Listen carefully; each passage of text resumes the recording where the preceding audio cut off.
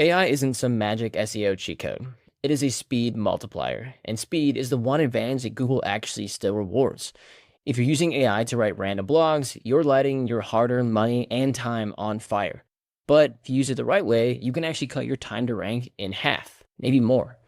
In this video, I'm going to give you 5 specific ways that we at my agency are currently using AI across real client campaigns to rank faster and generate more organic search revenue. This is not theory, not prompt better, but actual workflows that we are using to crank out more pages, upgrades, and competitive advantages at scale. You can implement all of them today. Some of them are very simple, some of them are extremely unfair, and one of them I literally came up with today on a consulting call. Let's get to it. First method, create templates for repeatable content types. Examples, collection pages, product pages, all of these are going to look very similar. You should obviously just create a template and keep reusing it. We do the same thing. Competitor versus yourself. Example would be like Nike versus Adidas. Competitor alternatives, Nike alternatives. Competitor focused, competitor driven articles are going to be the same, more or less formatting. You'll have the similar word count, similar heading structure, probably the same headings actually, quite frankly, for articles like Nike versus Adidas and Nike versus Under Armour will have very similar headlines, just with Adidas and Under Armour swapped out, and obviously the text swapped out. Solution versus your product, cold plunge versus ice bath. I recently learned those are two different things, actually.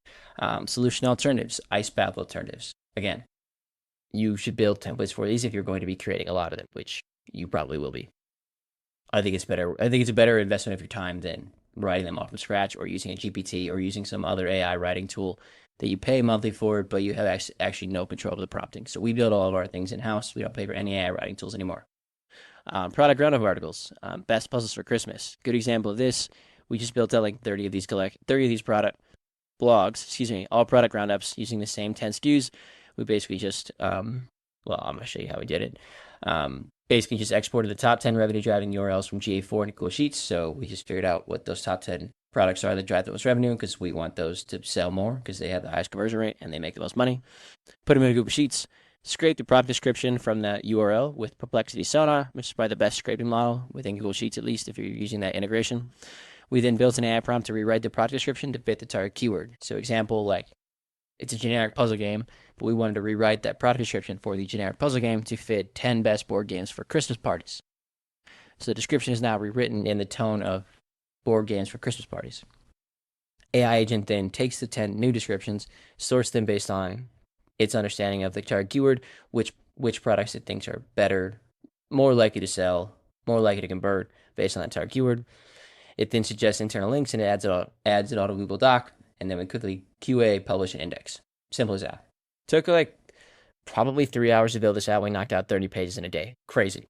I also built out this, I published this video a couple days ago, maybe like a week ago now, how we can build 100 pages at once. It's literally because of our templated building. We have a template that we work on that has been trained on 3,000 pages that we've actually ranked. It also has it trains against our brand style guide / brand like content dossier, which I'm going to get to later on in the video. That's item number 5, I think, in this video. So you'll want to stick around for that. But we also build all of our collection pages with AI.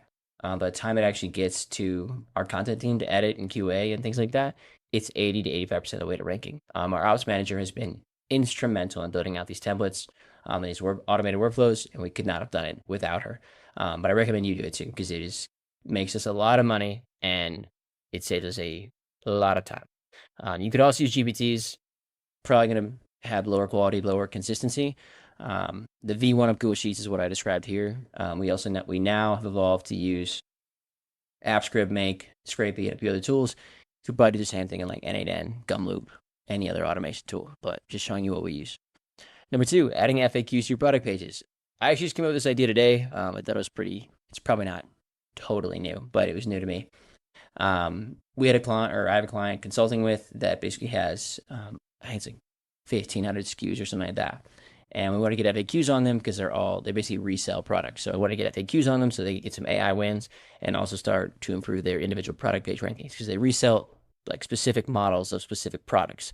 So the target keyword in their case is actually just the model name. They don't need a unique target keyword. But it basically, FAQs. Easiest way to get FAQ ideas is by Googling a target keyword and finding that people also ask section and then answering them. Easy if you got to do it for 3 or 4 pages, just do it manually. That's obviously makes sense. However, you got 1,000 plus SKUs, it's going to take forever to do it manually, so I don't recommend that. suggested workflow, which is what we're going to do with this brand. And if it works out, I'll let you know. But basically, and you probably modify this, but step one is register for alsoask.com and get an API key. I think it's $60 for a month. I think you get 1,000 credits. So if you got,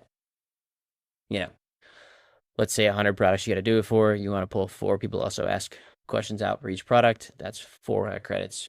Get an API key. You've now got the people also ask 4 people also ask questions for the top 100 products. Okay. As opposed to them doing managed. You've already got the questions. That's the hardest probably part, quite frankly. You will, of course, get those by inserting your target keyword into the tool with the API key. Pull out the FAQs. Step 4, be creating an AI prompt to answer each FAQ. I recommend meta prompting. Don't build your own prompt to answer the people also ask. Ask ChatGPT to help you build one based on what the requirements are.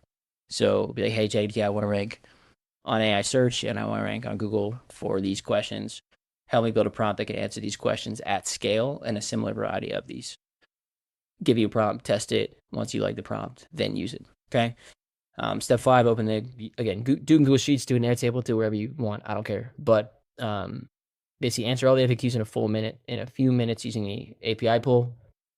Then create an FAQ metafield property in Shopify, and then use Matrixify along with Google Sheets, Airtable, whatever your database is, to basically bulk upload all the FAQs into the metafield. Now you've got them all done on Shopify. Okay. Step 3, build a Reddit strategy. So with the Reddit marketing we're doing for our brands, it's a total waste of time to read absolutely every single comment about the brand. Some are good, some are bad, some are neutral, some are really good, some are really bad. Just is the way it is. We needed a way to distill thousands of comments down into something actionable, so we built an intelligence brief. You could use social listening tools, but again, you still have the same problem. You're not getting like a sentiment analysis.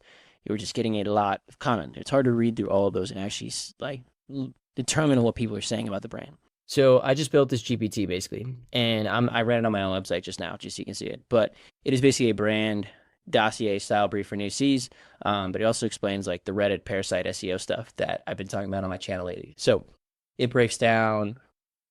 I mean, it's pretty in-depth GPT. I think it's like 3,000 or 4,000 words of instructions, but it breaks down the name, the site, what they do, positioning promises, target customers. Then it breaks down the ideal customer profile, persona, things like that. So this is like who I can reach on Reddit, like how I should frame my Reddit marketing, who I'm speaking to, what are their strengths, what are their pains, things like that, sentiment, market fit, all that good stuff. Potential weaknesses, things like that. Subreddit opportunities. So like now it suggests which threads are probably the most relevant to find customers of mine / drum up business, things like that. It also gives me ideas for parasite SEO, high level recommendations, what I'd watch, things like that. I'm obviously not sharing this GPT with you, but you can get creative and build your own. Okay. Step 4, competitive research. I think you'd be dumb to do competitive research without ChatGPT. There's a lot of paid tools out there to do it. But you can get like 85 to 90% of the way there with just regular ChatGPT. Don't know who your competitors are? Ask ChatGPT. Know who they are, but don't know their marketing strategy? Ask. And while you're at it, I would also ask to explain their unique advantages in the market.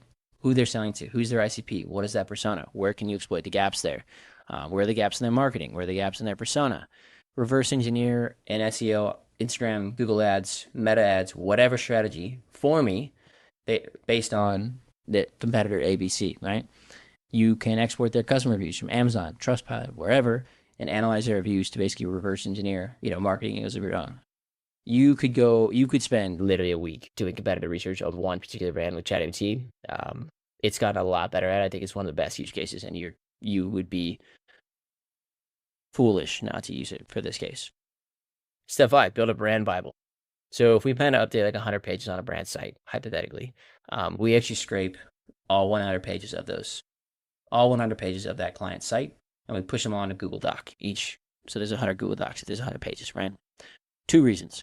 We update and optimize all the content on a Google Docs, then we can share with the brand before we actually push it to Shopify. It's like basically a review step, right? If we just push things to Shopify, clients will be able to approve it, see it, all that kind of stuff. So that's like obviously step 1. Step 2, each one of those 100 Google Docs gets added to a mega dossier. The mega dossier is now tens of thousands of words long because it's got every word on every page. We then use an AI agent to compress it down into basically a brand Bible / one-page brief. words to use, words not to use, target ICP, and who they're clearly not wanting to sell to. As an example, we have, they're not what. A good example is like, let's say you sell like handbags, or let's say you sell watches, okay? And you say, I'm targeting people, I'm selling watches that are $500 and below, or $500 to $1,000, let's say, okay? We're obviously not targeting people who want to buy a Rolex or any, luxury watch, because those people are in market for that. So you want to avoid using words like luxury watches or premium watches or things like that. However, you do want to use the words like affordable, entry level, you know, um, nice looking, whatever it may be, right? What customers love, 4 and 5 star reviews, you can get that from Shopify, obviously, and what people hate, 1 and 2 star reviews. Of course, you could avoid these words, / if someone bought it and they clearly wanted the right persona, you could actually lean more into the 1 and 2 star reviews, etc. The dossier comes out with a ton of stuff. I'm not going to show you one, but we basically end up with a brief, and then we have another agent that actually edits each AI draft with this brief. So step 1 in this workflow was Google Doc for each and every page. Every single page, an AI agent edits with basically we have an AI agent editor basically that runs counter to the Google Doc. So it has this brief in hand and it edits the Google Doc on its behalf. So you can basically build an in-house editor as well as a in-house brief that you can use for your team, which we use for our content team. But if you're a brand, you can use it for your you can use it for your meta, your like creative team. You can use it for your email team, your in-house copywriting team, whatever. You can get super creative with this kind of brand Bible. But I think ChatGPT is like one of the best use cases for that. You could basically take hundreds of thousands of words at a time, condense it onto a 1 or 2 page brief, and now all of a sudden you've got a really great style guide.